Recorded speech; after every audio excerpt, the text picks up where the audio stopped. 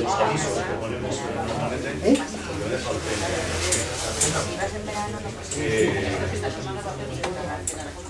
recordaros que cualquier material que tengáis en casa que no os sirva y que penséis que nos puede venir una preocupación, pensad en nosotros.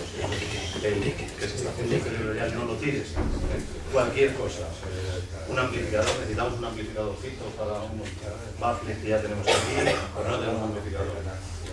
Algún ordenador, alguna mesa, cualquier cosa que podáis ver. Hemos programado una segunda sesión de la revista de novedades, la última charla que dimos en diciembre del año pasado. Y necesitamos ponentes, gente que nos quiera contar sus particularidades en el mundillo de la observación. Y por último, Francisco de Paula va a repetir su charla sobre el libro de cómo se construyeron las pirámides. Y lo va a hacer en el mismo sitio, ¿verdad?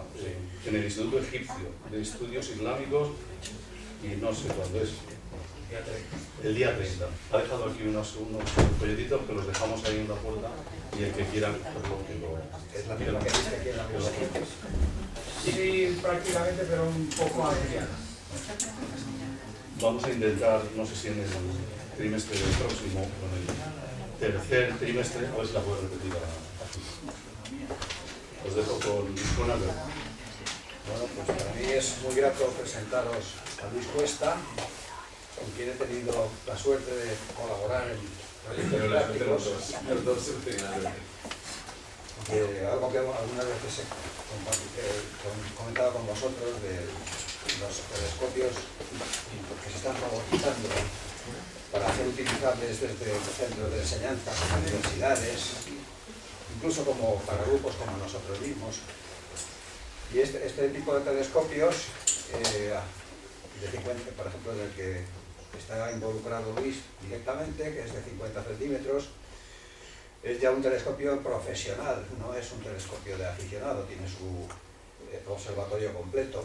Y hoy he tenido la sorpresa de descubrir que se añade el segundo telescopio que está en Calar Alto, otro telescopio igual de 50 centímetros, del que tú también eres responsable, y que últimamente, voy a decir esto bajito, no sale de aquí porque si lo tengo que decir en otro sitio, si sale esto en otro sitio diré que yo nunca lo dije, un poco canibalizado para poner en marcha al de Cebreros, pero creo que todo eso tiene fácil remedio, ¿verdad? Y explicación siempre, esas cosas siempre tienen explicación.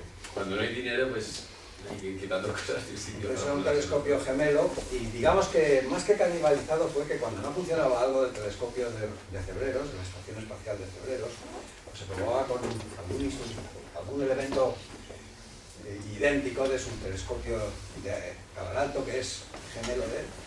Entonces vamos a tener la suerte de, digo en España, de disponer de dos telescopios robotizados utilizables por los centros didácticos o incluso por centros como las agrupaciones astronómicas, siempre y cuando se cumplan los trámites que son de obligado cumplimiento y valga la redundancia. Bueno, pues Luis, aparte de todo esto, cuando no tiene otra cosa que hacer, trabaja en el CSIC, en el Departamento de Astrobiología, en donde todos los que habéis hecho la excursión de presentación para el curso de astrobiología le habéis conocido. Yo no recuerdo cuál es tu cargo en el centro, pero el jefe de la unidad de computación. El jefe de la unidad de computación científica, bien.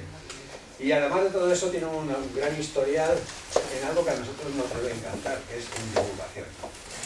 Luis tiene un montón de trabajos escritos, yo los he encontrado por internet sin decírselo a él, y creo que es una persona idónea para que nos dé hoy la charla que sigue. Y dicho esto, ya no le robo más tiempo y me siento. Muchas gracias, Roberto. Muchas gracias a todos. Espero cumplir las expectativas que ha puesto Alberto en mí. Y bueno, lo primero es pedir disculpas, porque yo no sé por qué pensaba que esto era a las 8. Y he venido a las 7:30 porque yo siempre vengo con tiempo, o sea que afortunadamente es así. Pero bueno, vamos a empezar. A mí me pidieron que hablase de algo relacionado con la vida. Yo trabajo en exoplanetas y trabajo en el Centro de Astrobiología. tanto todo eso está tremendamente relacionado con la vida. Entonces es lo que vengo a hablar aquí.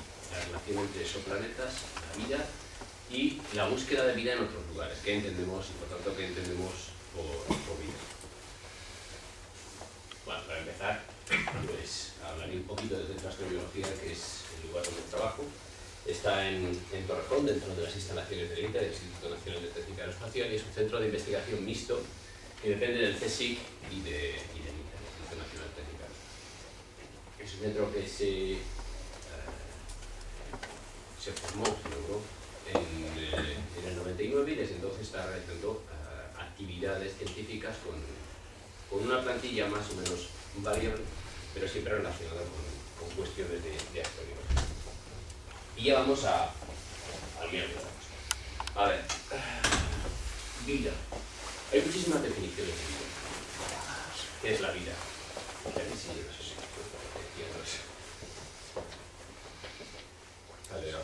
Pero hay muchas definiciones de vida. ¿Qué entendemos por vida?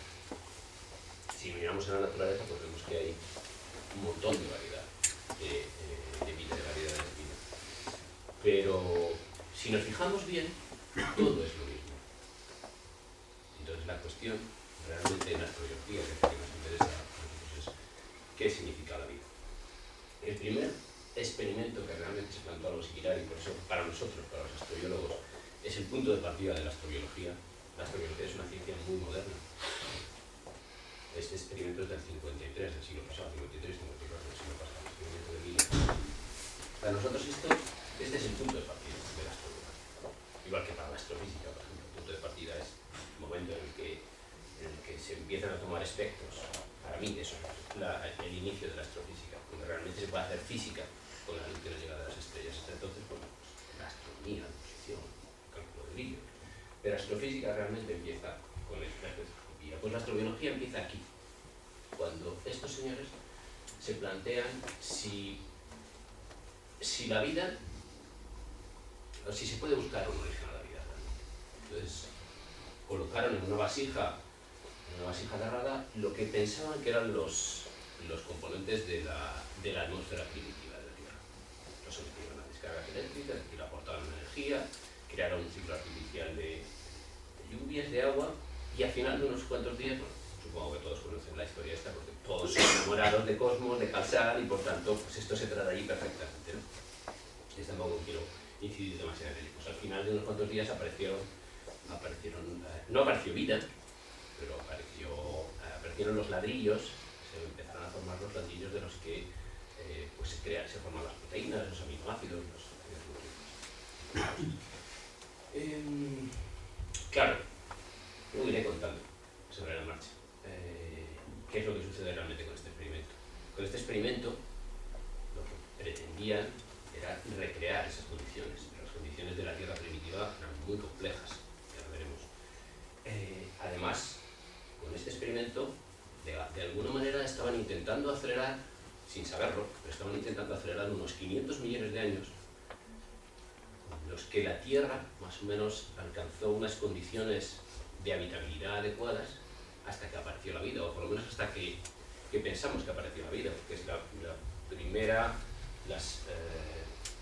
el momento en el que tenemos noción de la aparición de la vida por los fósiles más antiguos que hemos encontrado, de aproximadamente 3.700 millones de años. Es una aceleración en el tiempo, este experimento, y por eso, bueno, pues no sale todo lo que tendría que salir, evidentemente. Pero lo importante es que es un cambio tremendo de paradigma. A estos señores, evidentemente, les habrían quemado en la hoguera si esto hubiese hecho hace 200 años. Eso está clarísimo, porque era un cambio brutal y radical de filosofía. Vale, sigamos. Entonces hablemos de la historia del universo. Bueno, todos sabemos cuándo más o menos el universo se originó con una gran explosión, hace como 13.500 millones de años más o menos, y parece que la tendencia natural del universo, es decir, la química del universo, la física del universo tal y como está creado, pues hace que se formen elementos, los elementos químicos. Con la gran explosión se crearon únicamente hidrógeno y helio, y algunas trazas de litio, berilio y bosforo. El resto era hidrógeno y helio, básicamente un 75% de hidrógeno y 25% de helio. El resto de los elementos se crearon en los núcleos de las estrellas. Pues parece que la tendencia natural es esta, que la química del universo se enriquezca, que aparezcan muchos elementos. Parece también que la tendencia del universo es que con esta química y con el efecto de la gravedad, pues se formen galaxias y se formen estrellas. Esa parece la tendencia natural del universo. Y la tendencia natural del universo parece que en estas estrellas se formen sistemas planetarios. También parece que la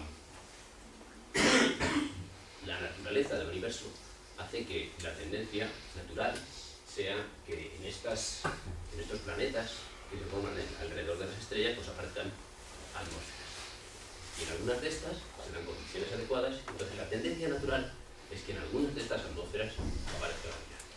Por lo tanto, parece que la tendencia natural del universo, que la química del universo favorece que aparezca la vida. Bueno. Hace como 4.000, como 5.000 millones de años, pues se formó el sistema solar, diferentes posibilidades, ¿no? Pero más o menos el disco protoplanetario del sistema solar, muy parecido al de Fomalhaut, que está ahí, por ejemplo.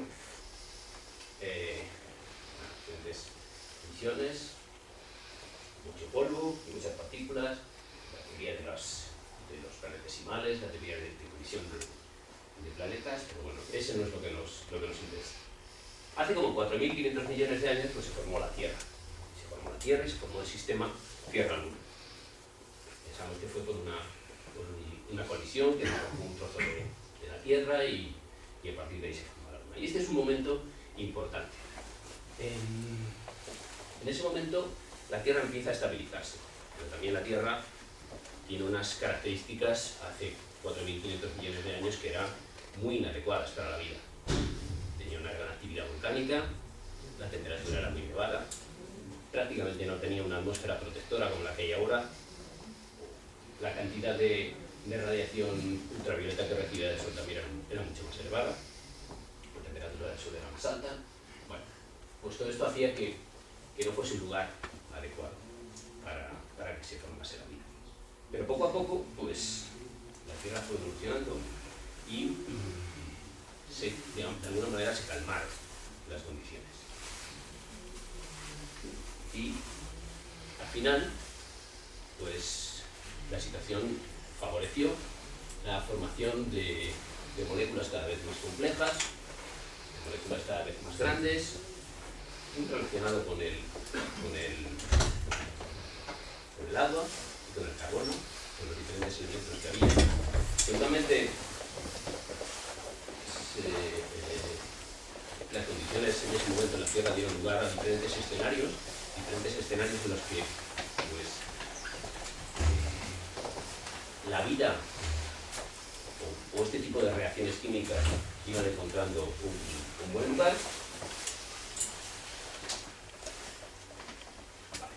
Y al final, pues, empezaron a producir, como decía, reacciones químicas cada vez más complejas que dieron lugar a una reacción química automantenida, a una molécula grande que era capaz de autorreplicarse. Para nosotros ese es el momento en que aparece la vida. Para los químicos prebióticos ese es el momento en que aparece la vida, en el momento en que una molécula es capaz de autorreplicarse, crear una copia de sí misma y seguir manteniéndose. Ahí aparece la vida. Eso, para los biólogos, es un poco fuerte. Porque los biólogos ven poca vida, ven pocas células, no hay una célula todavía, no existe. Pero para los químicos prebióticos, para los químicos, eso ya empieza a ser. Porque empieza a ser un sistema automantenido. Entonces, en algún momento determinado, todas esas maneras posiblemente había muchas maneras aparecidas en diferentes escenarios que se dieron en esas condiciones muy extrañas y muy diferentes en cada lugar de la Tierra, pues confluyeron en lo que llamamos LUCA. el antecesor más antiguo y más remoto que podemos encontrar ahora mismo.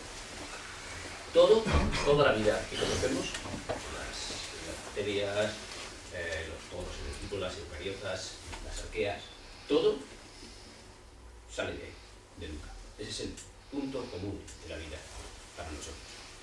No podemos ir más atrás, no podemos retroceder más atrás de Luca. Es decir, no sabemos si la vida que tenemos ahora es la única que se dio en esas condiciones o es la única que ha prevalecido. Es posible que en esas situaciones haya habido muchas formas diferentes de vida, es posible, no lo sabemos. Pero la única que sabemos que ha prevalecido es la que conocemos ahora. ¿Vale? Porque no podemos ir hacia atrás de Luca. Es como también que no podemos ir hacia atrás en el Big Bang. Más o menos algo similar. No podemos porque no tenemos información de nada más. ¿Vale? Llegados a este punto, pues bueno, esto es los estromatolitos, que es el momento más antiguo de fósiles que tenemos, que se han encontrado en Australia. Esta es la evidencia de aparición de vida más antigua que tenemos hace eso, 3.700 millones de años. Y por eso decía lo del experimento de Miller.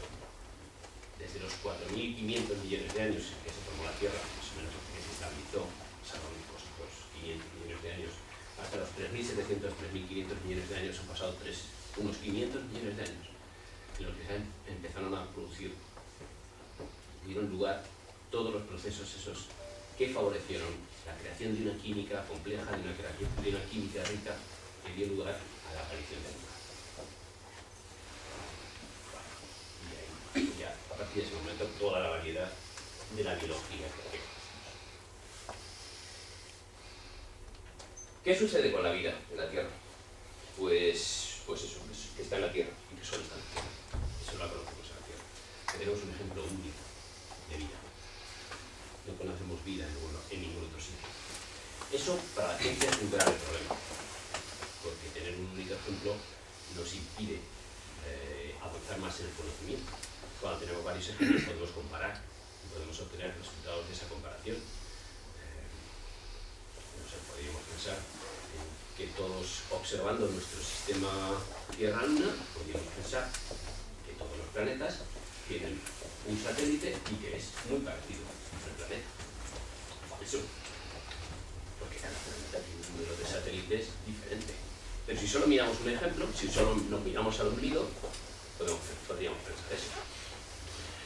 Por eso tener un único ejemplo es muy malo para la astrobiología, porque no sabemos si la vida que tenemos aquí es la única posibilidad, bueno, la única posibilidad de que aparezca vida, es decir, vida en el sentido de algo que se automantenga, lo que tenemos como vida desde el punto de vista periódico, o no.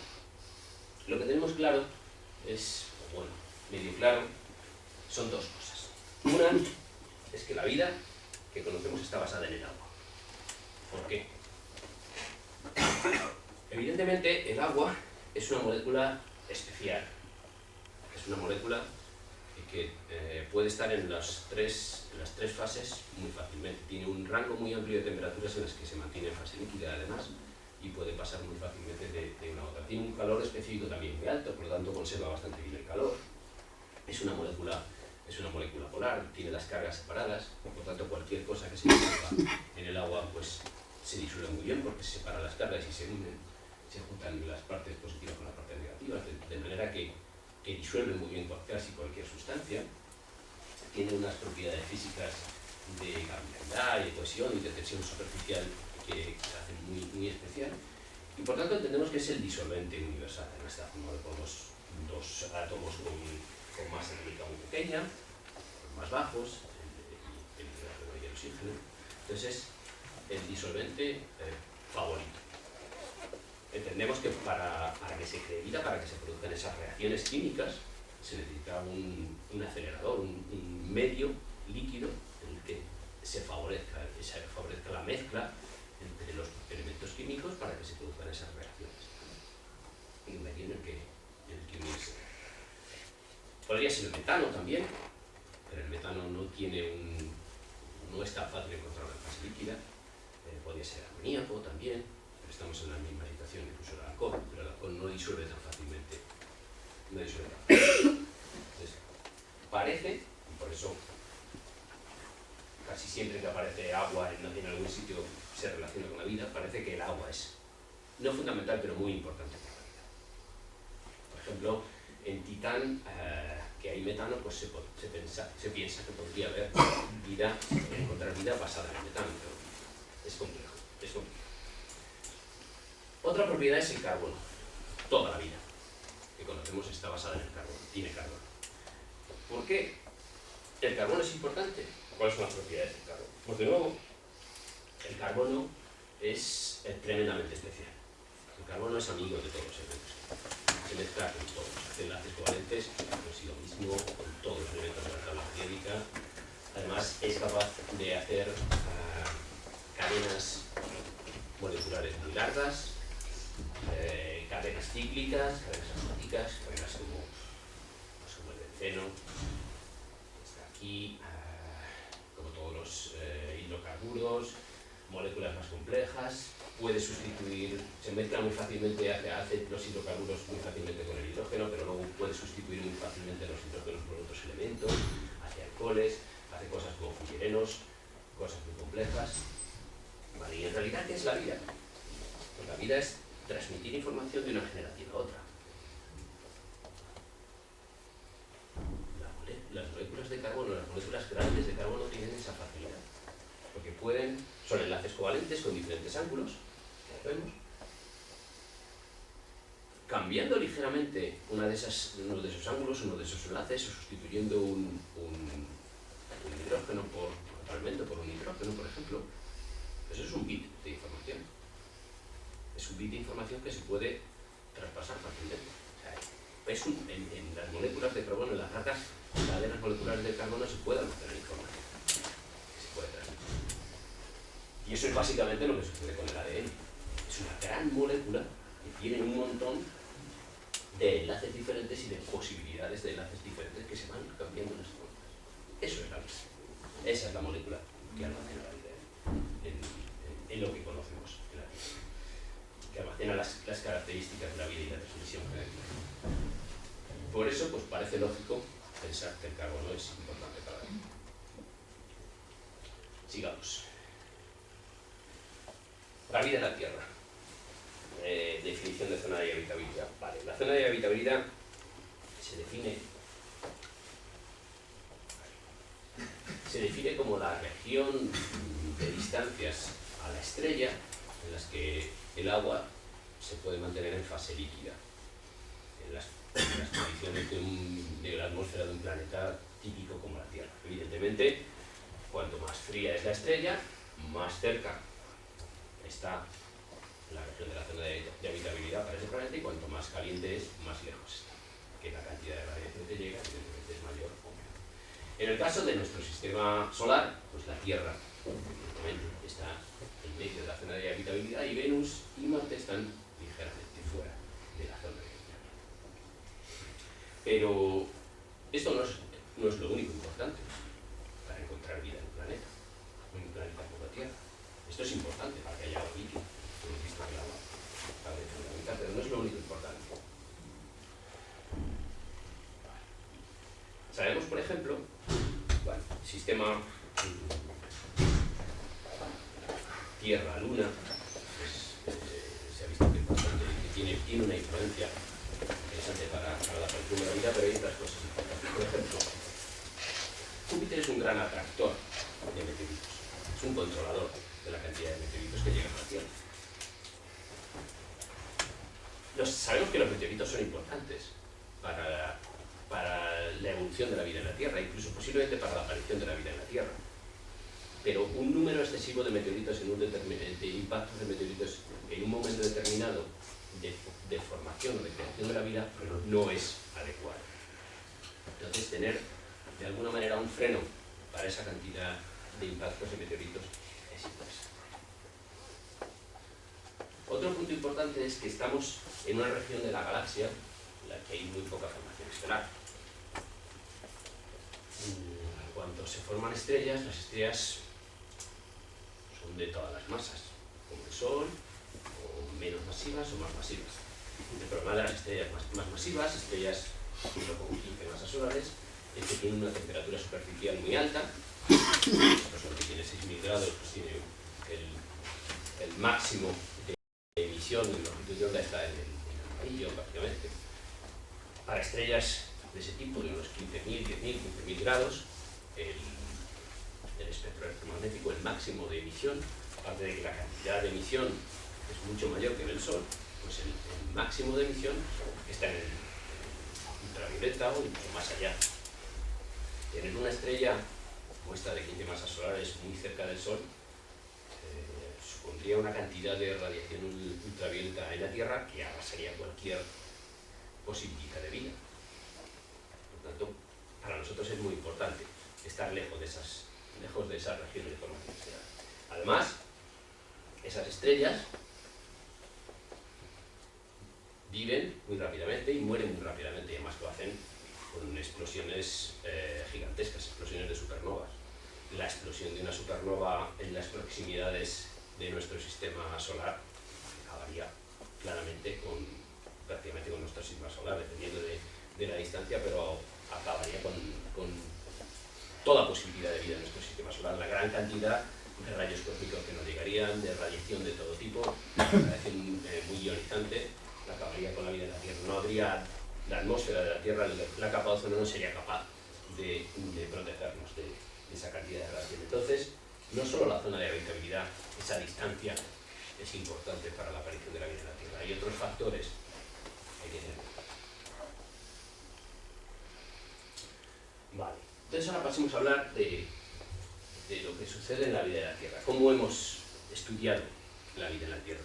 ¿Qué hemos visto de lo que hay en la vida de la Tierra? Hemos visto que hay una gran variedad de posibilidades de evolución de esta vida en la Tierra, pero lo más interesante, lo que nos importa aquí a nosotros es la existencia de los llamados extremófilos, de organismos que son capaces de adaptarse a condiciones muy diferentes a las que conocemos nosotros en nuestro ambiente normal. O sea, hasta que no se descubrieron los extremófilos pensábamos que la vida era algo muy restrictivo y que para que se diese la vida se tenían que dar unas condiciones muy especiales, temperaturas suaves, humedad, cantidad de radiación, protección, de todo.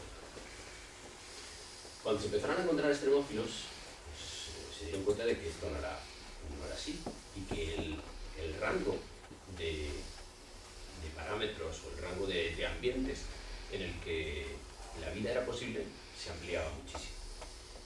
Tenemos los termófilos, los higrófilos, los que aguantan temperaturas muy elevadas, muy bajas, pueden aguantar las temperaturas de hasta 120 grados, o incluso de menos 20 grados, mientras el agua esté en fase líquida, pues más o menos pueden aguantar. A menos 20 grados, si tienen disolución sales o alcoholes, pues el agua se puede mantener en fase líquida. Hay extremófilos que aguantan presiones muy elevadas, hasta 6.000 atmósferas, por ejemplo. Extremófilos que aguantan condiciones de salinidad, concentraciones de sal muy elevadas, las que hay, por ejemplo,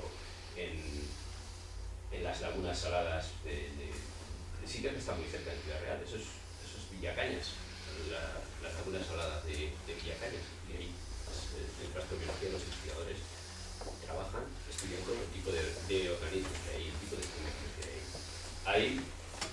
Hay extremófilos que aguantan tasas de radiactividad muy superiores a las que podemos aguantar nosotros, 10.000, 20.000 veces superiores a las tasas de radiactividad que soportamos, porque han desarrollado un mecanismo genético de protección. Pues estos que soportan la radiactividad tienen como 3 copias de su material genético, y cuando un neutrón, una partícula radiactiva, incide sobre una de esas copias y la destruye, utilizan las otras 2 copias para restaurar la estropeada. Digamos que la naturaleza se hace inteligente para protegerse contra agentes externos que pueden acabar con la vida. Hay extremófilos que aguantan casi ausencia total de agua, humedades muy bajas, acidez muy alta o alcalinidad muy alta, y estas de acidez son las que nos interesan más en la astrobiología, que estas son imágenes de Río Tinto, de zonas de Río Tinto, donde se estudia este tipo de extremos, los que aguantan concentraciones o aguas muy ácidas. Por ejemplo, pueden llegar a aguantar hasta el pH por debajo del 2. Muy ácido. Además, el caso curioso de Río Tinto es que el río es ácido porque los organismos que hay ahí, las bacterias que hay ahí, se comen la pirita y dejan en disolución el sulfuro de la pirita, que al disolverse con el agua da lugar al ácido sulfúrico. O sea que son las propias bacterias de Río Tinto las que crean la acidez del medio. Bueno, pues entonces, viendo todo esto,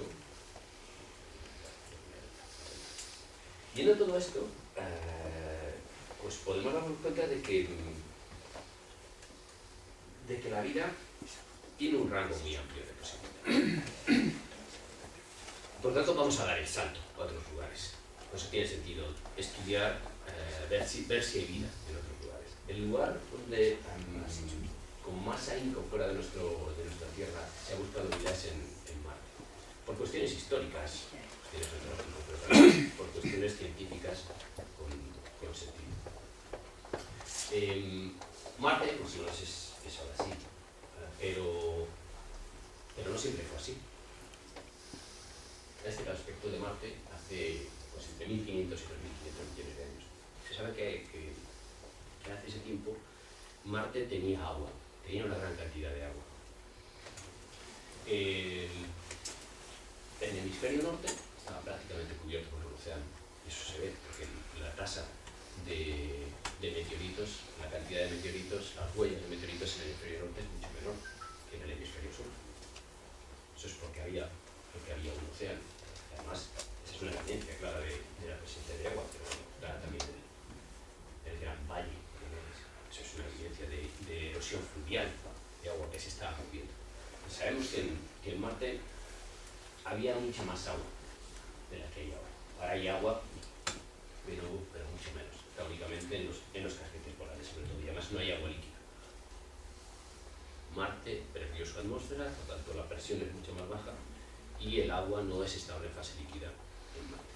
El punto triple no se da en Marte. Es lo que sucede en la Tierra con la nieve carbónica. La nieve carbónica, el CO2, no es estable en fase líquida en la Tierra. Eso mismo sucede en Marte con el agua.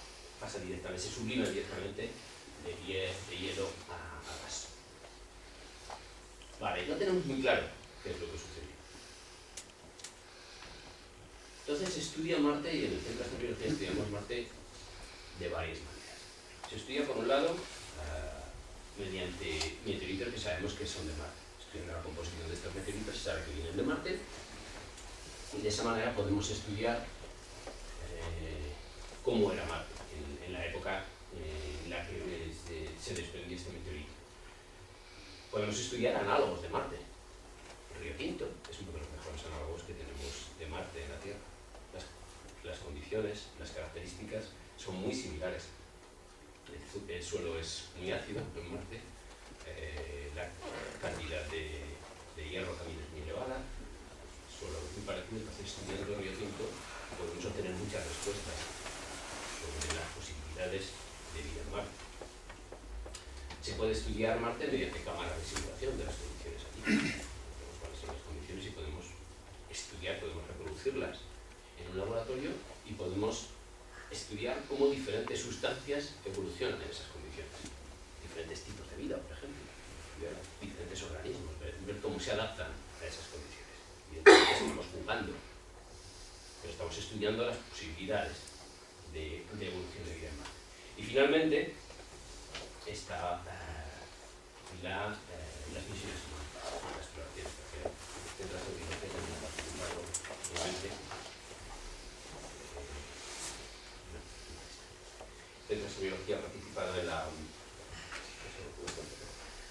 en la misión Mars Science Laboratory con Curiosity. La misión Marte ha participado con Bueno, Lo que quería decir es que, bueno, como dije antes, no tenemos claro qué es lo que sucedió. No tenemos claro si fue el impacto de un meteorito que desvió Marte de su órbita y la cambió de órbita, cambió el eje de inclinación, perdió la atmósfera por algún motivo. Eso no está del todo claro. Entonces sabemos que hace tiempo había vida, había agua en Marte en cantidades y tenía una atmósfera mejor. Entonces, la idea es, bueno, si hace como 3.500 millones de años en la Tierra se originó la vida y las condiciones en la Tierra y en Marte eran muy parecidas, es muy posible, no es poco razonable pensar que en Marte, con esas mismas condiciones, podría haber originado la vida. Si la vida se originó y las condiciones cambiaron, ¿la vida desapareció? Puede que sí, puede que no. Pero estudiando los extremófilos nos animan a pensar que la vida podría haber sobrevivido. Podría haber sobrevivido en algunos nichos. En algunos nichos concretos. Evidentemente sabemos que en la superficie es muy difícil que haya vida. No hay una atmósfera protectora, la radiación ultravioleta llega sin freno a la superficie de Marte y la radiación ultravioleta destruye las moléculas. Por tanto, es poco probable que si hay vida sea capaz de aguantar en la superficie. Bueno, por debajo de la superficie no llega la radiación ultravioleta.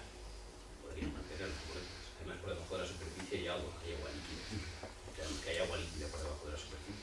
La presión es mayor y se puede mantener como adherida a la Tierra. Entonces, esta es la idea de uno de los trabajos que se han realizado en Río Tinto. Un proyecto de perforación en Río Tinto para llegar hasta 1000 metros de profundidad. Al final se llegaron a 600 metros, llegó a 600 metros, y alrededor de 400 metros, pues seguía habiendo vida del mismo tipo que se encuentra en la superficie. Bacterias, microorganismos que se comen la pirita y que viven, hacen su metabolismo a partir de esa pirita, de la oxidación del hierro. El cambio en el hierro, el óxido del ferro y cuartos, cambiando la valencia del hierro, el hierro tiene la energía química para su metabolismo. Si eso funciona en Río Tinto, en ausencia de agua y en ausencia de oxígeno a 400 metros de profundidad, posiblemente en Marte podría suceder algo similar. No es descartable. Porque además hay muchos análogos entre la Tierra y Marte. Hay análogos de vulcanismo, hay análogos de redes fluviales, hay análogos de minerales muy parecidos. Y como decía, pues está el análogo de Río Tinto en cuanto a composición química y en cuanto a condiciones de vida. Y pues iba a ir a la exploración espacial. Bueno, aquí no me voy a detener porque todos seguro que sabéis mucho mejor la historia de la carrera espacial que yo. Aquí os hago un resumen de las misiones que ha habido a Marte, que han funcionado, y solo me voy a detener en esto, en Mars Science Laboratory, la misión en la que hemos participado. Eso es Curiosity cuando se estaba montando en Pasadena. No sé termina de ver bien, pero ahí está cerrado además, está tapado. Ahí es donde está REMS, que es el instrumento que se ha diseñado en el Centro de Astrobiología. Es una estación ambiental, es una estación que mide el... Bueno, lo cuento luego mejor, porque hay un esquema detallado. Curiosity tiene 10 experimentos, uno de ellos es REMS. Son diferentes experimentos cuyo objetivo es estudiar las condiciones de habitabilidad en Marte. El objetivo de Curiosity no es buscar si hay vida o no. Ese no es el objetivo ahora mismo, porque la ciencia no está todavía preparada para eso. Es decir, no tiene las herramientas adecuadas para detectar vida, para saber si está detectando vida o no. Ahora mismo lo único que puede hacer es estudiar las condiciones de habitabilidad, ver cómo son las condiciones allí, ver en caso de que haya vida, qué tipo de vida sería, en qué estaría basada, qué tipo de elementos hay allí, qué tipo de qué temperaturas, qué ambientes, qué suelos. Eso es básicamente lo que quiere hacer. Esta es una imagen muy chula de Curiosity sobre Marte. Este es el lugar donde ha ido, el cráter Gale. El cráter Gale está cerca del Ecuador. Es un cráter de impacto de 150 kilómetros de diámetro, tiene 5 kilómetros de profundidad. ¿Y por qué ir a un cráter de impacto? Pues ir a un cráter de impacto tiene la ventaja de que tienes el terreno removido. No tienes que profundizar 5 kilómetros para llegar a ver lo que hay 5 kilómetros por debajo. Y si se acerca a las paredes, cuando Curiosity se acerca a las paredes, que son 5 kilómetros de paredes, ahí va a haber todos los estratos de esos 5 kilómetros. Es como cuando vamos al deporte de un río, estamos viendo las diferentes capas. Entonces tenemos esa posibilidad. Además se sabe que Gale, este cráter de impacto, fue el lecho de un lago. Por lo tanto, hubo agua en el pasado, y además ese agua ha creado minerales hidratados, y la ventaja de estos minerales hidratados es que son muy buen almacén para posibles fósiles. Entonces, si hay fósiles, están ahí almacenados y se podrían encontrar. Entonces, esos fueron básicamente los motivos por los que se eligió este cráter. Había un montón de lugares donde se planteaba ir. Al final, pues un concurso de ideas entre los científicos, entre el grupo científico, y decidieron este por las características del tamaño, del lecho del lago, diferentes opciones. Vale, y vamos con REMS. ¿Cuánto tiempo tenemos? 1 hora. Vale, REMS. REMS, como decía, es una estación ambiental. Mide la temperatura del suelo, la temperatura del aire, la cantidad de radiación ultravioleta, el viento, dirección e intensidad y la humedad local.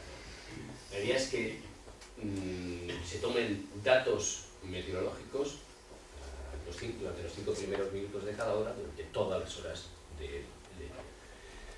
¿Por qué solo los 5 primeros minutos? Pues evidentemente porque no hay ancho de banda para transmitir todos los datos. No tendría sentido estar tomando datos toda la hora si luego no hay antena suficiente. Hay que compartir las comunicaciones con el resto de instrumentos. Los otros instrumentos también quieren transmitir sus datos. No hay posibilidad para todos. Con 5 minutos, los 5 primeros minutos de cada hora, hay datos suficientes como para hacer predicciones meteorológicas y estudiar perfectamente las condiciones.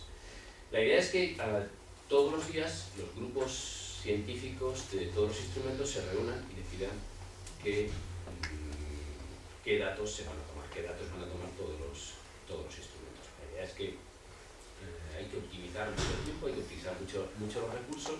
La batería tiene una estimación de unos 2 años de vida. Entonces hay que cuidar la batería. Si el vehículo se está moviendo continuamente hacia adelante y hacia atrás, se consume batería innecesariamente. No todos los instrumentos se pueden utilizar a la vez. Es un consumo excesivo de energía. Entonces, bueno, para optimizar, todos los días se decide qué es lo que se hace. Bueno, y aparte de Marte, como decías, en la estrella del sistema solar, pues hay otros lugares donde también tiene sentido buscar vida. Y tiene sentido buscar vida porque hay agua, como por ejemplo Europa.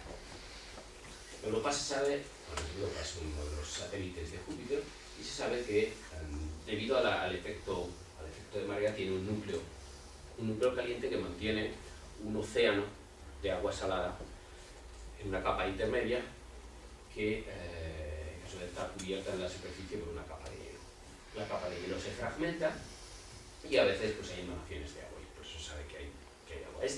Como tiene minerales y como tiene sustratos, y como tiene pues, la posibilidad de una fuente de energía, pues es un lugar con condiciones aptas para la aparición de la vida. Eso no significa que haya vida, pero es un lugar adecuado para buscar vida. Lo mismo sucede con el Cegal, que es prácticamente el mismo tipo de corteza, un océano salado, un océano de agua salada, cubierto por una gruesa capa de hielo, la que a veces pues, se fractura y salen emanaciones de vapor de agua.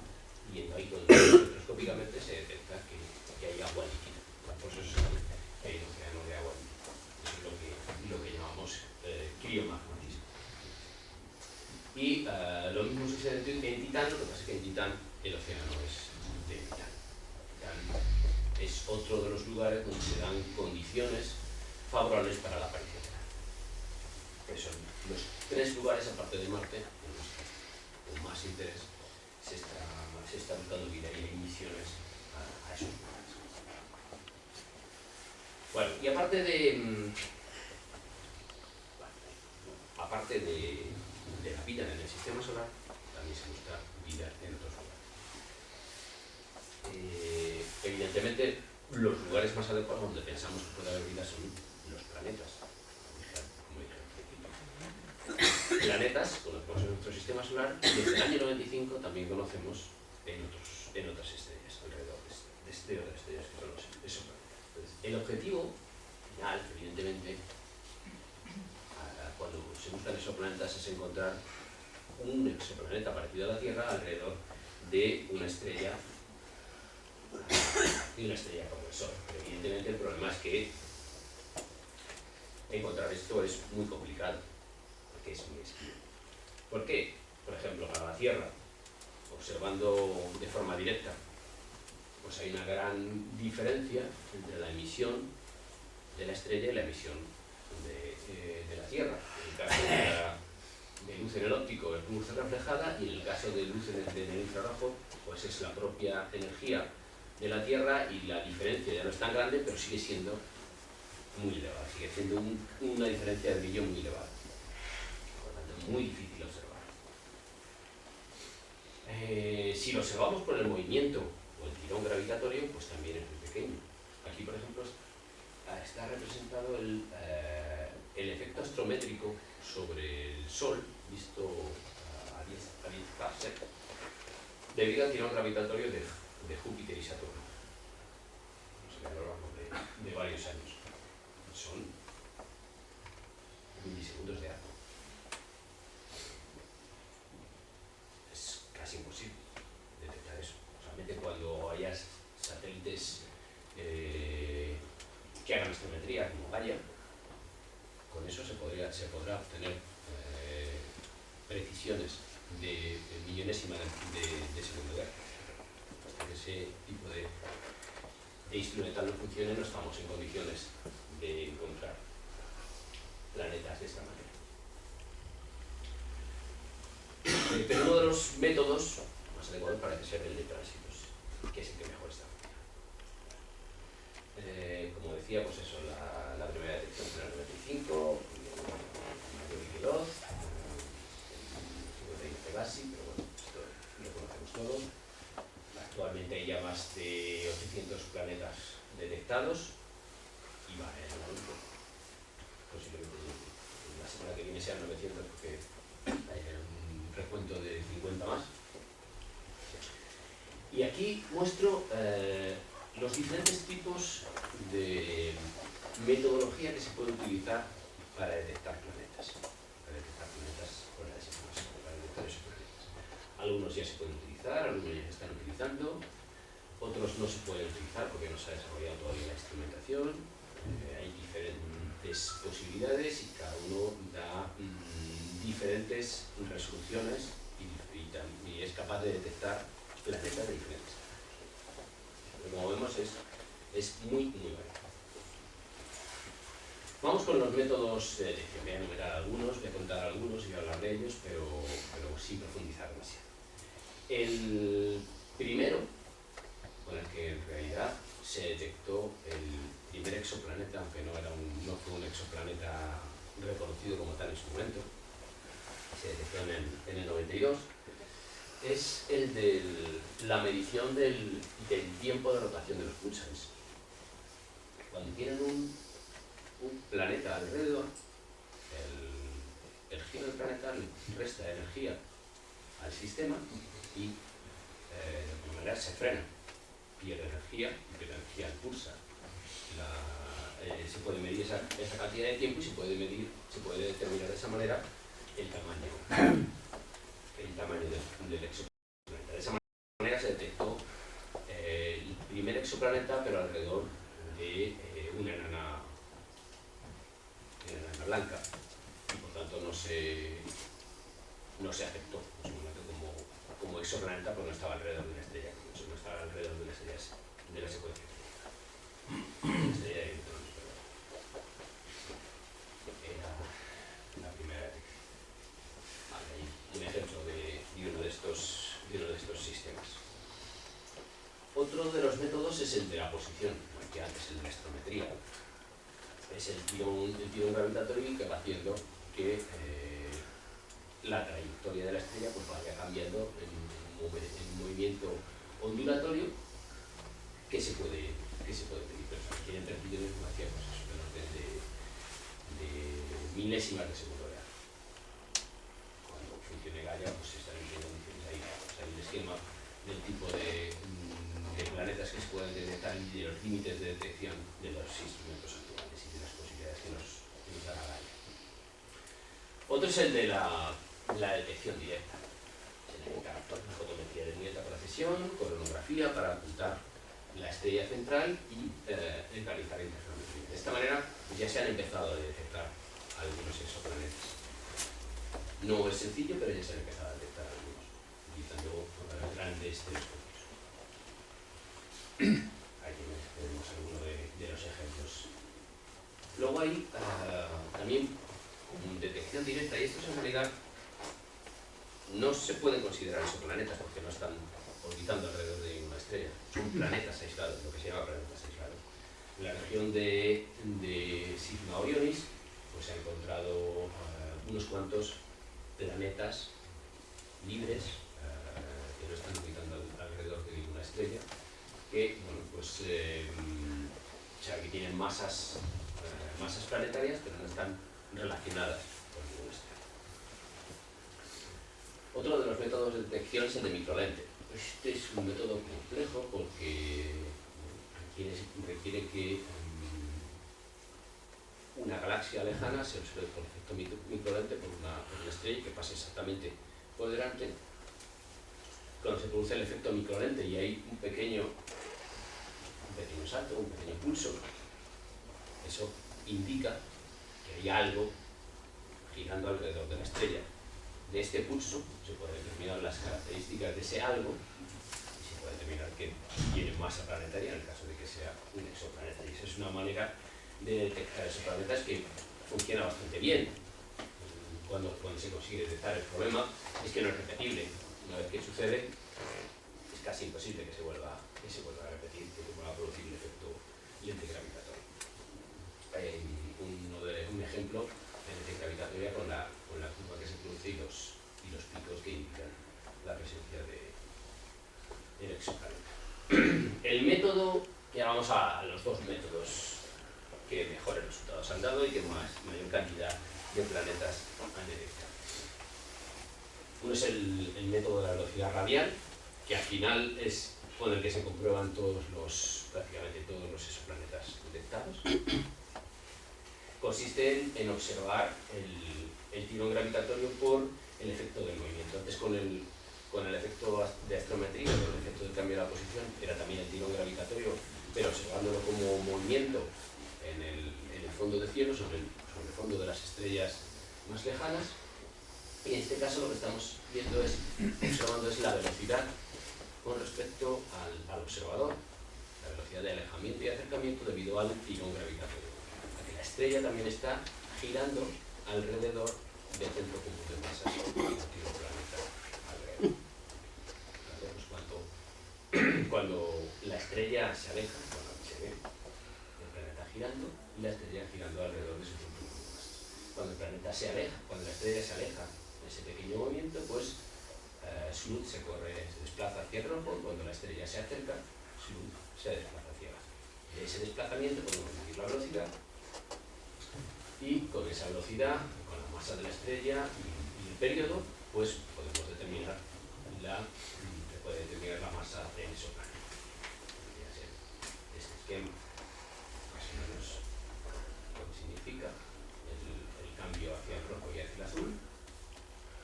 Y aquí un ejemplo de una curva de luz de un sistema planetario. Incluso si hay varios picos, indica que hay varios exoplanetas, puede detectar de esta manera.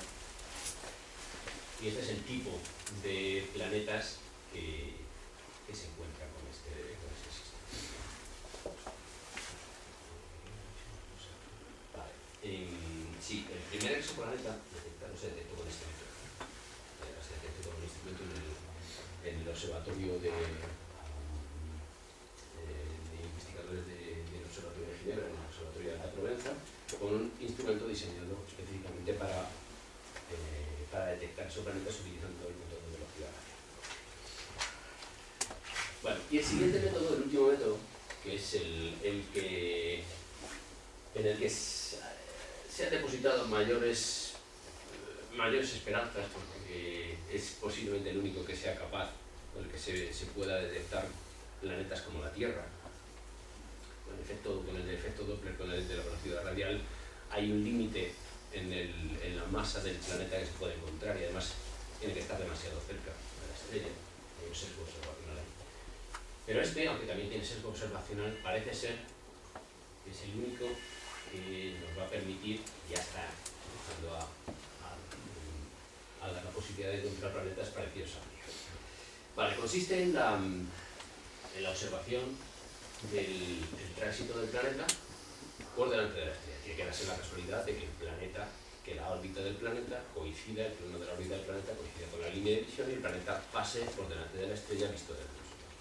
Entonces, esa pequeña disminución del brillo podemos medirla, es del orden de un 1%, entre un 0,1 y un 1%, es el orden de milimagnitudes, prácticamente como por el telescopio, por encima de 20 centímetros para estrellas de magnitud 10, 12, se puede observar. Pues se puede detectar el paso del planeta y crea una curva como esa que se está viendo ahí. Cuando el planeta pasa por delante, disminuye el brillo y se puede detectar esa disminución del brillo. ¿Qué ventaja tiene este método además? Pues que es repetible. Que si el planeta pasa por delante de la estrella, siempre va a pasar por delante de la estrella, salvo que el plano de la órbita cambie. Eso no parece sencillo. En nuestro sistema solar, el plano de la órbita de los planetas prácticamente no cambia. No ha cambiado a lo largo de la historia. Bueno, pues en estos planetas tampoco es probable que cambie. Por tanto, si se produce un tránsito, se va a producir en cada uno de las áreas. Aquí muestro uno de los exoplanetas más estudiados con el método de los tránsitos, con algunas de sus características. Esta es la curva de luz con tránsito observado con un telescopio espacial, y esta es observada con un telescopio terrestre. Este es el tipo de curva con los puntos, cada uno con su barra. Hay muchos buscadores de exoplanetas. Muchos de ellos utilizan el método de los tránsitos y muchos de ellos utilizan el método de velocidad radial. Uno de los que mejores resultados da es WASP. Mejores resultados comparado con la cantidad de inversión y con el tipo de instrumental que se requiere. Se detectan curvas de este tipo, observa durante mucho tiempo grandes campos en el cielo, compara la luz de las estrellas de una noche con otra para ver si ha habido cambios en ese brillo. Cuando hay candidatos que ha habido cambios de brillo, se estudian exhaustivamente para ver si ese cambio de brillo es repetible o a qué se puede atribuir ese cambio de brillo. Si es repetible y tiene un periodo adecuado, se observa con un telescopio más grande para ver si hay un efecto de velocidad radial en la estrella, y así se confirman los exoplanetas. Esta es una comparación de tamaños, la estrella y el planeta, y este es el tipo de instrumental que utiliza SuperWASP. Es un telescopio con una montura de un telescopio convencional con 8 cámaras de gran angular, dotadas de CCDs de ultrasensibles de gran forma. Decida usted convencional, oiga. Pues mira, lo tienes que reconocer. ¿No te suena esta horquilla? Sí, sí, Exactamente igual que la de Febreros. sí. Es la misma. Pero lo del centro no. El centro no, es que no es un telescopio convencional. Son cámaras.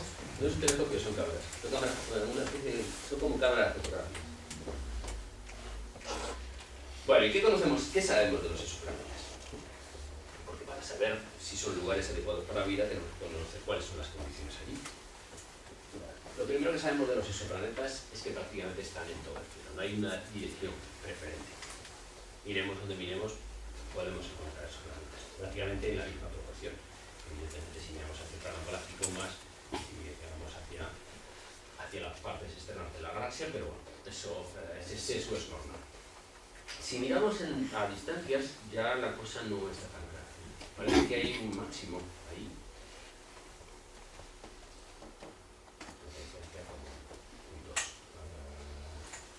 Años luz, que hay un máximo. No está claro por qué hay ese máximo. Según se va aumentando el número de exoplanetas encontrados, parece que ese máximo se va disolviendo, que ya no es tan pronunciado. Posiblemente era un sesgo instrumental, es un sesgo instrumental del principio de los instrumentos. Hay mucho sesgo instrumental en la detección de exoplanetas, ahora lo veremos. La realidad de los exoplanetas encontrados, la gran mayoría son del tipo superjúpiter, son gigantes, tan calientes y jóvenes, y están además muy cerca de la estrella central. Aquí tenemos también una gráfica con la proporción de planetas para cada distancia, y como vemos hay un máximo muy pronunciado a distancias muy cercanas, en órbitas muy por dentro de la de Mercurio. Si ampliamos esto, vemos que todavía hay un máximo mayor, hay una gran concentración ahí. Esto evidentemente hizo cambiar las teorías de formación planetaria, porque eso, encontrar planetas gigantes muy cerca de la estrella no encajaba con los modelos de formación de sistemas planetarios en los que encajaba nuestro sistema planetario. Nuestro sistema planetario no será eso. Por eso también decía lo del ejemplo único, que no es bueno en la ciencia. Antes de encontrar los primeros exoplanetas, teníamos modelos de formación de sistemas planetarios que encajaban con nuestro sistema solar. Encajaban perfectamente. Empezamos a encontrar exoplanetas que no encajaban con eso y tuvimos que modificar, porque la variedad hace que aprendamos mejor cómo es la naturaleza. Aprendemos toda la variedad de posibilidades de la naturaleza y eso nos amplía de alguna manera la visión. Vale.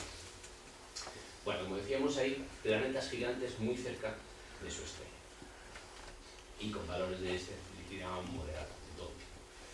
¿Qué sucede? Esto podría ser... ¿Dónde está? Vale, esto de las estrellas muy masivas, muy cercanas de los planetas muy masivos, muy cercanos a la estrella, podría ser un sesgo observacional. Claramente. El método de velocidad radial, ¿cómo se favorece? Se favorece con planetas muy grandes. Cuanto mayor sea el planeta, mayor es la masa del planeta, mayor es el tirón gravitatorio sobre la estrella, tanto mayor es el efecto. Es más fácil encontrar un planeta grande que un planeta pequeño con el método de velocidad radial. Y también, cuanto más cerca de la estrella está el planeta, mayor es el tirón gravitatorio. Por lo tanto, es mucho más fácil encontrar planetas gigantes muy cerca de la estrella.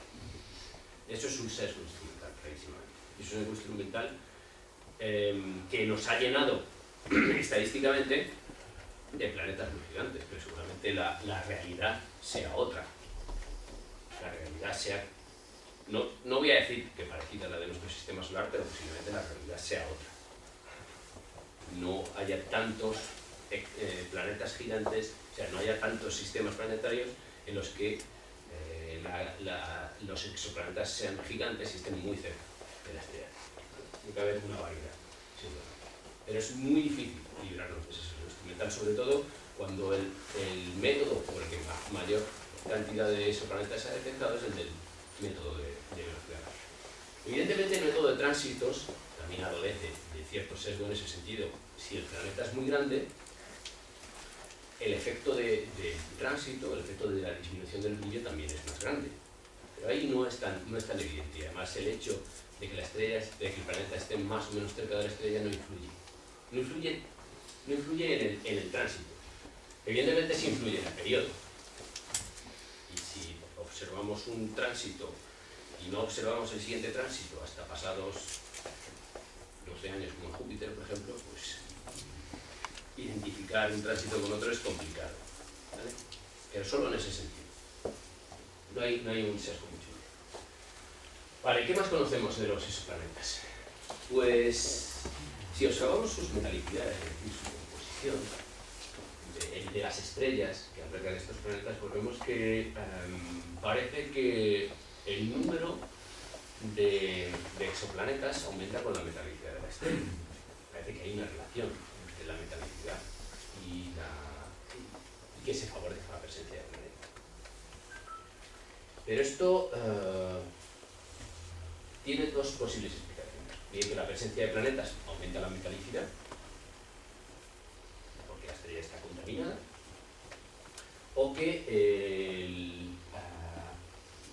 es decir, que se han formado más planetas porque hay más cantidad de materiales para formar planetas, o bien que al formarse planetas estos contaminan a la estrella, pues posiblemente porque están en órbitas inestables y caen sobre la estrella, como se ha observado en muchas ocasiones. Y eso aumenta la contaminación de la estrella y por tanto aumenta la metalicidad. Y parece que solo hay planetas de tipo terrestre cuando la metalicidad de la estrella es baja. Todo esto está por confirmar, pero los resultados de los planetas para los que se tienen medidas de metalicidad pues parecen decirnos esto.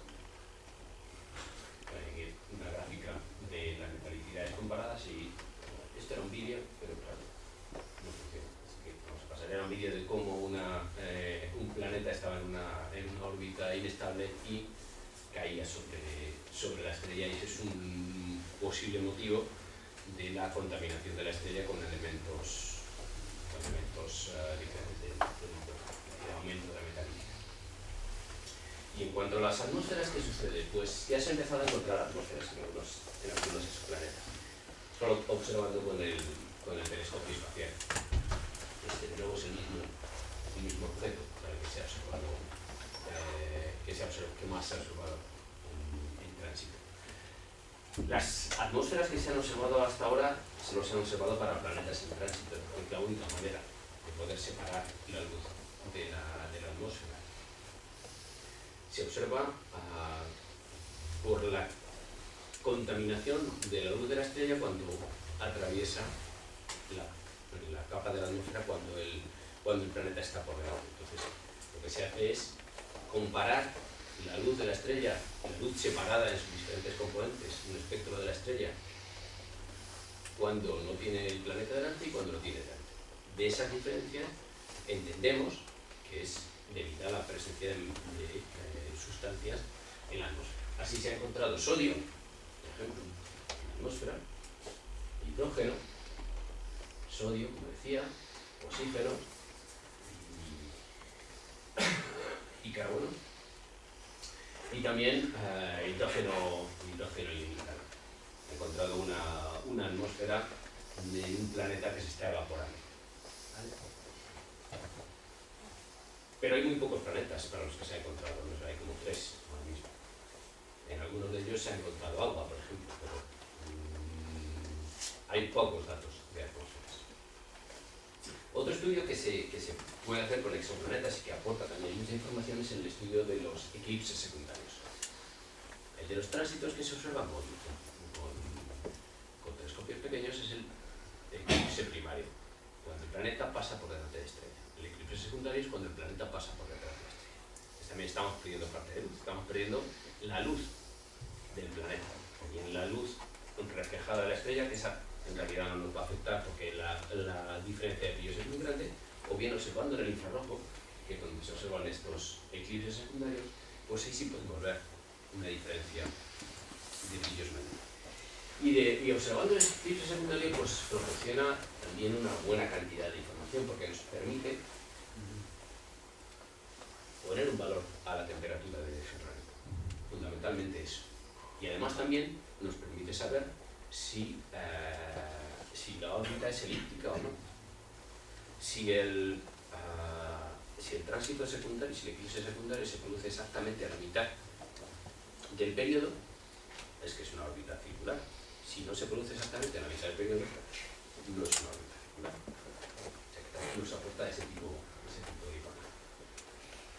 Bueno, este se ha observado con el telescopio espacial y este se ha observado con el telescopio infrarrojo Spitzer, y ya se han empezado a observar también eclipses secundarios en la Tierra con el telescopio William Herschel, el telescopio de 4,2 metros que está en el observatorio del Roque de Pictures. O sea que se va avanzando en la técnica y se puede, no hace falta recurrir a telescopios espaciales para conseguirlo. Bueno, al final, ¿qué es lo que pretendemos? Lo que pretendemos es encontrar agua en exoplanetas y pretendemos detectar moléculas que nos indiquen que allí hay presencia de vida. Hasta ahora solo los han detectado con el telescopio espacial. ¿Qué tipo de moléculas queremos detectar? Eso es lo que no tenemos claro. Y evidentemente en esto va a jugar un papel importante pues, la observación en infrarrojo, la observación con GTC y la observación con el gran telescopio europeo que se va a instalar en Chile, el EELT.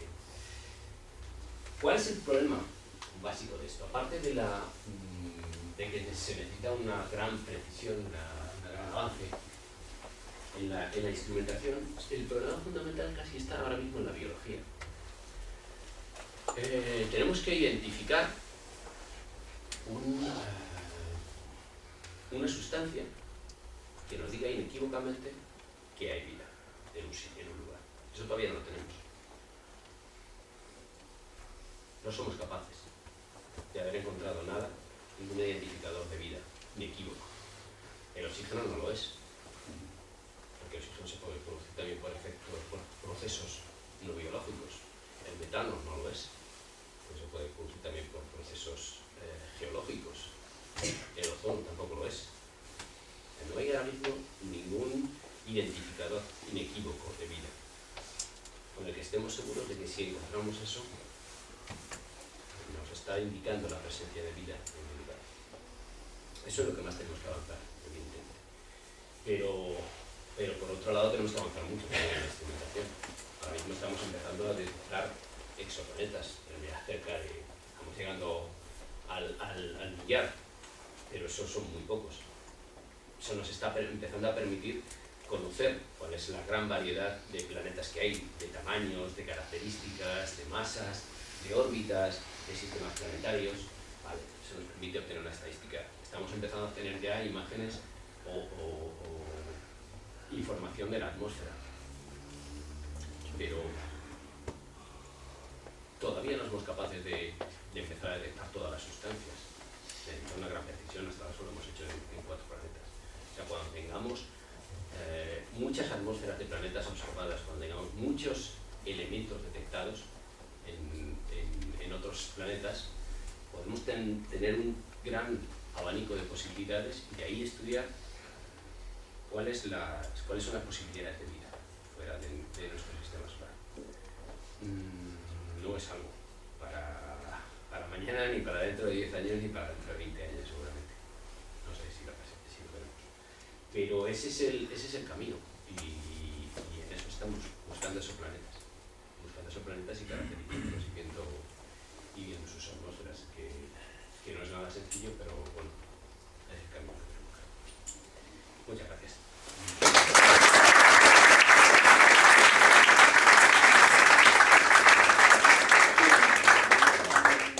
¿Preguntas? Hola, yo tengo 2 curiosidades. Una es sobre, has mencionado Europa y has mencionado que en Europa había un océano salado. Sí. ¿por qué sabemos que es salado? ¿Lo deducimos o lo comprobamos de alguna manera? Se comprueba. Os he enseñado algunas de las imágenes, una imagen en la que se veía salir flujos de vapor de agua por las grietas de la capa de hielo que cubre este océano salado. Eso es un proceso de criomagmatismo. Observando espectroscópicamente ese agua que sale de ahí, vemos cuál es la composición del agua y cuál es la contaminación de ese agua. Se ve qué tipo de sales tiene el disolvente, qué tipo de materiales se llevan. Gracias. Y la segunda curiosidad, y no pregunto. De esto último que has comentado sobre la detección de alguna molécula que sea inequívocamente con la vida o directamente relacionada con la vida, ¿hay alguna manera? A mí me han saltado inmediatamente a la mente una cosa, pero claro que está en la atmósfera, que es la clorofila. ¿Hay algo relacionado con la fotosíntesis o con la clorofila que se pueda detectar? Sí. No, porque ha dicho que vale, no. Es cierto que la clorofila indica un proceso biológico, pero es algo muy relacionado con la vida en la Tierra. Si nos ponemos a buscar clorofila, pues ya estamos perdiendo el teléfono. Pero es más. Detectar clorofila en la atmósfera del planeta que está en el no es nada sencillo. De hecho, uno de los trabajos que se está haciendo es observar el espectro de la atmósfera de la Tierra para ver qué se encuentra.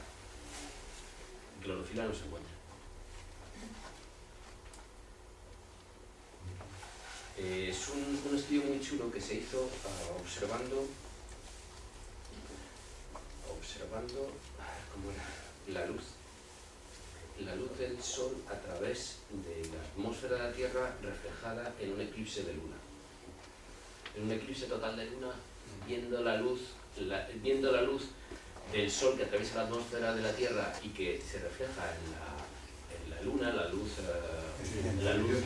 no es cenicienta. Por eso te da color. El color rojizo no es la cenicienta, porque la cenicienta es la reflejada. Es el color rojizo de la difracción, pues haciendo un efecto de la luz en un eclipse de luna, se intentaba ver ese tipo de cosas, pero no se detecta clorofila, por ejemplo. Se han detectado trazas de algo que podría indicar cosas que no se conocían, pero clorofila no se identifica. Clorofila sería bueno, pero si la identificas. Oye Luis, una pregunta. Cuando hablabas de la síntesis de Miller, tú mencionaste que se han encontrado, ¿qué pasa con eso? Se han encontrado fósiles. ¿Acaso te referías a virus y moléculas fósiles, es decir, seres vivientes unicelulares, ¿verdad que no? Eso no sabe. Sí. Los espermatolitos son fósiles de arqueas,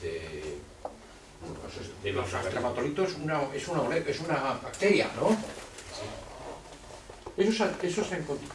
Sí. ¿Y de qué tiempo datan esos? ¿Te acuerdas? 3.700 años. Son los más antiguos que se han encontrado. 1700. 3.700. 3.700. El telescopio espacial James Webb, que próximamente será lanzado, ¿ese tiene alguna opción de poder estudiar las atmósferas de los exoplanetas? Bueno, ¿Es buena la opción, vamos, o es...? Es buena la opción, claro que sí. Es el telescopio de 6 metros que está optimizado en el infrarrojo. Es una herramienta fundamental. Entonces, es que te he visto un poco pesimista, de decir, de aquí a 10, pesimista 20 años no, que todavía no puede... No. Pesimista no. Pero que no me gusta dar la impresión de que mañana vamos a encontrar vida en nuestro planeta. Estaba asegurando la jubilación. De alguna manera. Es que lo veo como algo bastante lejano. Y tiene que avanzar mucho la instrumentación para que estemos en condiciones de detectar este tipo de cosas en exoplanetas. De alguna manera lo que estoy diciendo es que invertir en ciencia. Estoy concienciando.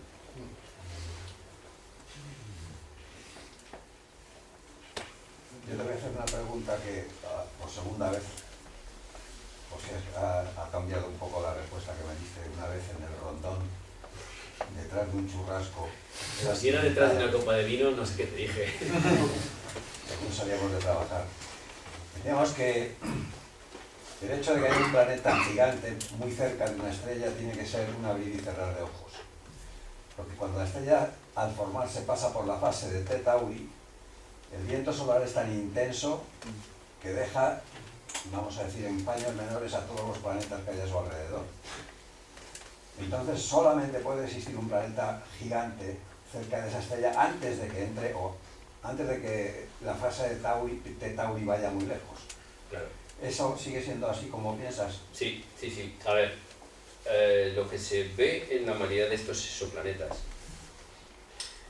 es que están muy cerca, es que posiblemente no se han formado en esa región. Es una región a la que han caído. De alguna manera es una órbita inestable a la que han caído. O sea, cuando se originaron, no se originaron ahí. Entonces ahora están, como ese planeta que hemos mostrado, están siendo evaporados, porque están tan cerca de la estrella que la cantidad de radiación que le llega de la estrella es brutal y la presión de radiación barre la atmósfera de la estrella. Y además está recalentando el planeta también. Que eso es un efecto también interesante, porque se está viendo que las temperaturas y las densidades que se están viendo para estos planetas gigantes hay que recalcularlas, porque el hecho de que estén recibiendo tanta energía de la estrella aumenta su temperatura interior, no se han enfriado con la velocidad con la rapidez que se pensaba. Pues están de alguna manera inflados. Esos son efectos que se están empezando a ver ahora, que se están empezando a estudiar. Pero parece que en cualquier caso es durante un tiempo breve, porque bien se evapora o bien le desnuda. Se evapora. Seguramente el futuro de todos estos exoplanetas es caer sobre la estrella, porque están tan cerca que están en órbitas muy inestables. Se ha visto muchos ejemplos de planetas que han caído en la estrella. Sí. En relación con los planetas estos gigantes gaseosos, ¿qué hay de cierto en la teoría de que en el efecto de migración del planeta hacia una órbita cerca a la estrella, evitaría o no posibilitaría la existencia de planetas tipo terrestre? Perdón, no he pillado. Que en su desplazamiento, no sé, barrería o limpiaría la órbita entre la órbita de formación y la órbita actual del planeta de tipo terrestre. Es una posibilidad. Además, si viene de una órbita más lejana y va acercándose a una órbita, va cayendo a una órbita cercana, pues posiblemente vaya barriendo todo el material. Pues son planetas del orden de 3 o 4 veces el tamaño de Júpiter. Una pregunta más. Es que no sé si a lo mejor, como he salido 3 minutillos a cambiar el papel del coche, has hablado del silicio. ¿Qué posibilidades hay? Entonces hago la pregunta. ¿Qué posibilidades hay de que haya una biología, en lugar de basada en el carbón, basada en otro átomo, como por ejemplo el silicio? A ver, pues no es completamente descartable, pero la riqueza que ofrece el carbono, eso sí lo he hablado de la riqueza que ofrece el carbono, pues no tiene comparación con la riqueza que ofrece el silicio. Sí, pero tampoco el agua es comparable al metano y no lo has descartado. Eso sí está. No, pero hay una diferencia mucho mayor entre la afinidad del carbono para mezclarse con otros elementos y la del silicio, comparada, por ejemplo, con la diferencia de solubilidad del agua y de la relatividad es menor y eso influye mucho, descartar no descartaría nada, pero parece poco probable. Parece poco probable en las condiciones de presión y temperatura de las que estamos hablando, pero posiblemente en unas condiciones de presión y temperatura diferentes la capacidad del silicio para mezclarse es mucho mayor.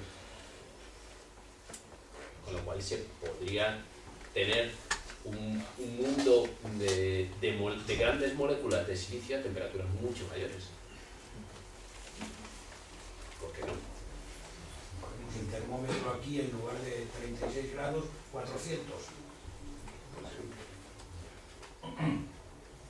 ¿Por qué no descartarlo? Pues sí, se podría hacer.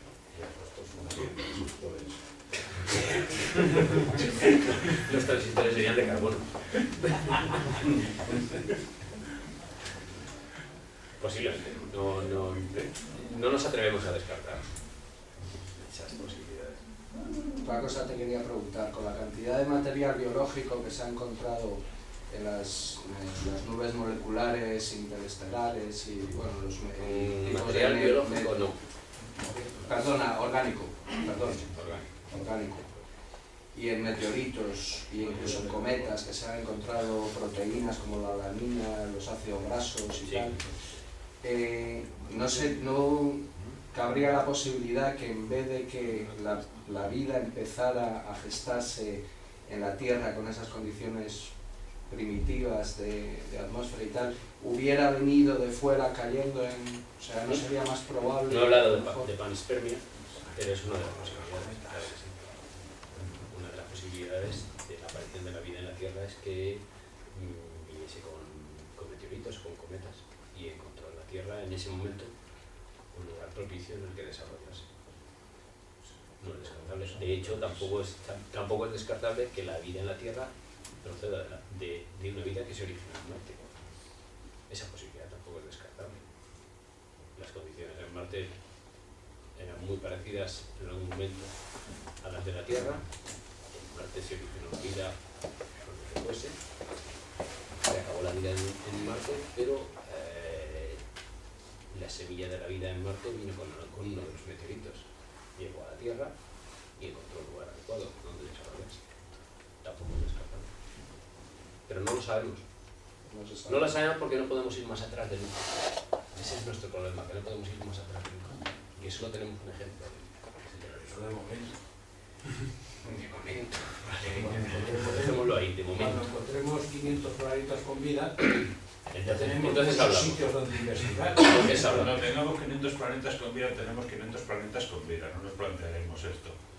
Claro que se plantea. Sí, no lo plantearemos, porque nos plantearemos diferencias entre la vida en un Ya, lugar y otro. sabremos Si es que que hay hay diferencias. Diferencias o no, pero sabremos Ah, lo que hay. Porque además hay otra cosa que no he dicho con lo de los identificadores de vida. Y es, la vida puede ser tan diferente a la nuestra que la tengamos delante de las narices y no seamos capaces de verla. Podría ser. Que a lo mejor no hay que buscar clorofila. Hay que buscar esa Exacto. cosa azulada o rojiza. Pero es que no lo sabemos. Porque aquí también hay No lo algunas que sabemos. funcionan con cosas azuladas o rojizas. No lo sabemos. En astrobiología estamos perdidos todavía. Porque es una ciencia muy nueva. De hecho, es que no hay una facultad donde se estudia astrobiología. Luego faltaría. Ya lo quiera. Ya hay bastantes parados.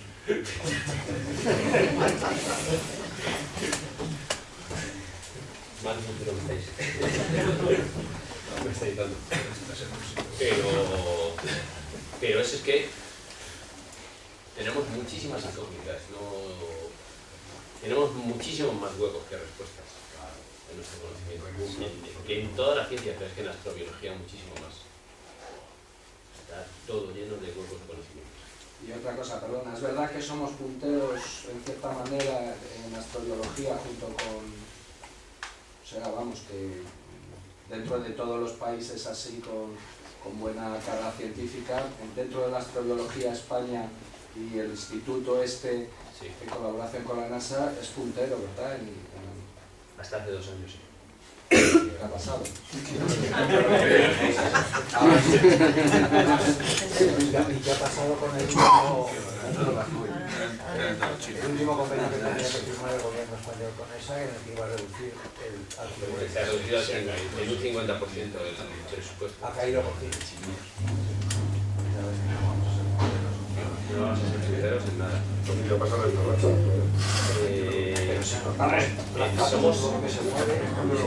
Cuando se inauguró, cuando se formó el Centro de Astrobiología, fuimos el único instituto asociado al NICE, el Instituto de Astrobiología de la NASA, fuera de Estados Unidos. Somos el primer socio fuera de Estados Unidos. El primer, eso sí, lo seguimos siendo, somos el único centro del NICE que tiene laboratorios propios. El resto de centros del NICE son institutos virtuales, es decir, se agrupan, se asocian, se ponen de acuerdo diferentes investigadores de diferentes instituciones americanas, sobre todo. Un investigador que trabaja en un laboratorio de biología, con un amigo que tiene que trabaja en astrofísica, con otro amigo que tiene que trabaja en biología, y unen sus recursos para trabajar conjuntamente en diferentes proyectos. Y crean un instituto virtual, porque no existe físicamente. Cada uno pone sus laboratorios al servicio de ese proyecto común. El Centro de Astrobiología es el único que tiene laboratorios propios, reales, para trabajar en astrobiología. Pero eso se recuperará.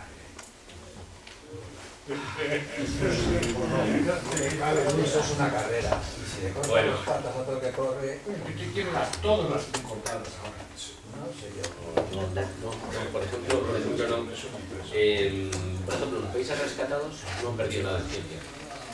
Porque Europa ha obligado a esta recuperación que los países que son rescatados sigan, incluso aporten más dinero a la ciencia de lo que estaban aportando antes, porque evidentemente a cualquier cabeza se le ocurre pensar que el futuro está en el desarrollo tecnológico, desarrollar ciencia propia.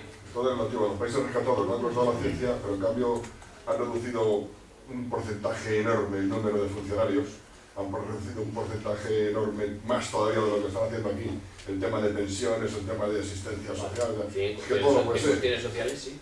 Todo no puede ser. Tú tranquilo que Yo soy de los que espero que esto termine, pero si no me corto la vena a lo largo, vamos, para que no me las cosas. Pues sí, hemos perdido bastante. Se están empezando a marchar investigadores que llevan proyectos, que han desarrollado instrumentos, por ejemplo, las cámaras de simulación. Se han desarrollado cámaras de simulación que son únicas en el mundo y que ahora mismo no hay nadie que las atienda porque el investigador se da pan. Y porque no hay dinero para seguir manteniendo el aceite de las válvulas. ¿Y que se van a Estados Unidos, a Rusia, a China? Sí, a Estados Unidos la mayoría.